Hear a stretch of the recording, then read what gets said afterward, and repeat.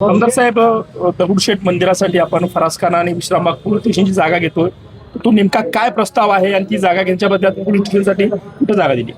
आज कसबा मतदारसंघाचा आमदार झाल्यानंतर मी हा जो कसबा मतदारसंघ हा संपूर्ण ऐतिहासिक आहे. जुनं पुणे अशी त्याची ओळख आहे. हा छत्रपती शिवाजी महाराजांनी सोन्याचा नांगर फिरवल्यापासून त्या ठिकाणी लाल महल हा त्यांच्या वास्तव्याचा, त्या ठिकाणी स्वतः छत्रपती महाराजांचं वास्तव्य होतं. शनिवारवाडा जो बाजीराव पेशव्यांनी आटकेपार झेंडा जिथनं नेला तो शनिवारवाडा पण त्या कसबा मतदारसंघात आहे. महात्मा ज्योतिबा फुले, सावित्रीबाई फुले यांची पहिली शाळा त्याच ठिकाणी आहे. लोकमान्य टिळकांनी जेव्हा स्वातंत्र्याकरता सार्वजनिक गणेशोत्सव चालू करावा ही संकल्पना आणली आणि तो गणेशोत्सव 1893 साली त्याच कसब्यातनं चालू झाला. अशा सगळ्या लवजी वस्ताद्यांचा आद्य क्रांतिकारक लवजींचा वाडा सुद्धा त्याच ठिकाणी.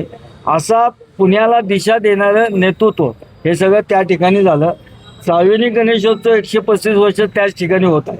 त्या सार्वजनिक गणेशोत्सवातील एक गणपती श्रीमंत दगडूशेठ हलवाई गणपती आज त्याची महती संपूर्ण जगभर पसरलेली आहे. जवळजवळ 50,000पेक्षा जास्त रोज भाविक त्या ठिकाणी दर्शनाला येतात. आपले जे सुट्टीचे दिवस असतात तेव्हा लाखांपेक्षा जास्त गर्दी त्या ठिकाणी असते. आणि त्याच्याच बाजूला असणारा फरसखाना आहे.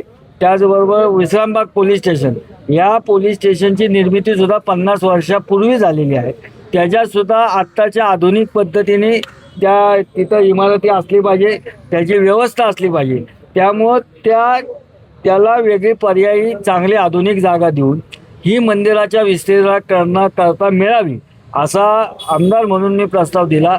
त्या प्रस्तावावर मुख्यमंत्री साहेबांनी त्यांचे निर्देश देऊन तो खाली आले आणि मागच्याच आठवड्यात पोलीस आयुक्तांनी तो प्रस्ताव शासनाकडे पाठवला.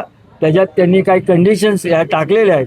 त्या कंडिशन जे शासन देईल, माननीय मुख्यमंत्री महोदय आणि सरकार ज्या पद्धतीने त्याला मान्यता देईल ती मान्यता घेऊन आम्ही त्या पद्धतीने पुढील अंमलबजावणी करणार. कालावधी किती असणार आहे? कालावधी काय असणार आहे? पोलीस स्टेशनसाठी पोलीस स्टेशन करता आपण जर ते काका हलवाई जो दत्त मंदिराच्या बाजूला जे काका हलवाई आहे त्याच्या बॅकसाईडला आपल्या DP मध्येच पोलीस स्टेशनला आरक्षित असणारा 9 गुंठ्याचा एक भूखंड आहे. अजून 2-4 भूखंड आहेत.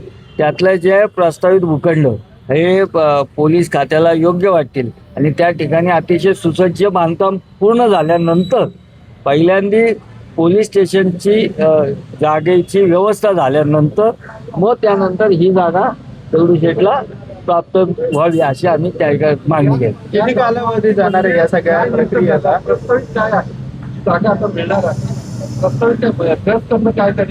आपल्याला आपल्या माहितीनुसार मागच्या महिन्यातच ती सुद्धा मागणी मी केली होती की या दगडूशेठ हलवाई गणपतीचा जो आत्ताच्या एकंदरीत जो निकष असतो दर्जा देवस्थान किंवा पर्यटनाला मिळावा, त्या निकषाला पुरेपूर दगडूशेठ हलवाई मंदिर आत्ता बसत होतं. त्यानुसार आपण मागणी केली आणि आपल्याला दर्जा प्राप्त झाला आहे.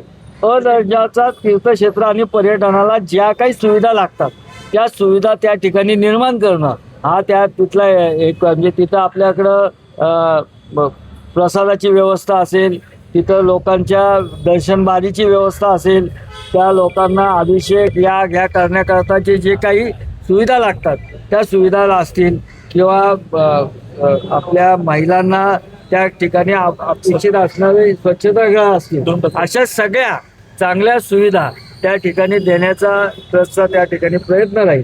आणि आपल्याला त्या पुण्यासारख्या ठिकाणी असल्यामुळे निवासी व्यवस्था करण्याची काय आवश्यकता भासणार नाही. त्या व्यतिरिक्तच्या सगळ्या सुविधा आपण त्या ठिकाणी करणार. कधीपर्यंत ही जागा भेटणार? कालावधी कितीच आहे?